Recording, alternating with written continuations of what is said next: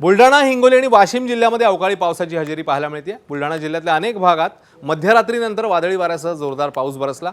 जिल्ह्यातील संग्रामपूर, शेगाव, नांदुरा, खामगाव, लोणार, मेहकर या तालुक्यात मध्यरात्रीनंतर सोसाट्याचा वारा आणि पाऊस झालाय, त्यामुळे हवेत गारवा निर्माण झाला।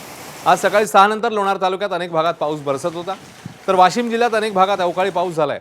हवामान खात्याच्या अंदाजानुसार वाशिम जिल्ह्यात सलग चौथ्या दिवशी वादळी वाऱ्यासह पहाटे अवकाळी पावसामुळे वातावरणात काहीसा गारवा निर्माण झाला। हिंगोली जिल्ह्यात देखील अवकाळी पाऊस झाला। या अवकाळी पावसामुळे हळद, कांदा, बीज भुईमुगसह आंब्याच्या बागांचं नुकसान झालं।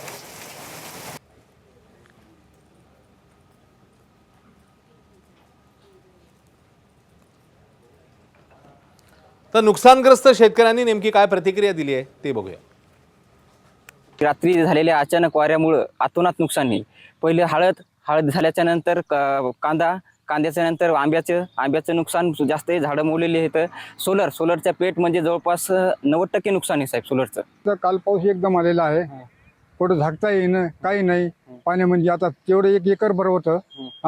पावसानं इकडं तिकडं काही कापडा खाला मला झाकता येईन सुद्धा। वारं, चक्रीवादळ, वारं वादळ सगळं एकदा झालं सुरुवातीला। एवढी नुकसान आमची भरपूर आहे। आता काय कसं करावं आम्ही, काय मेळ लागणार काय सांगा तुम्ही।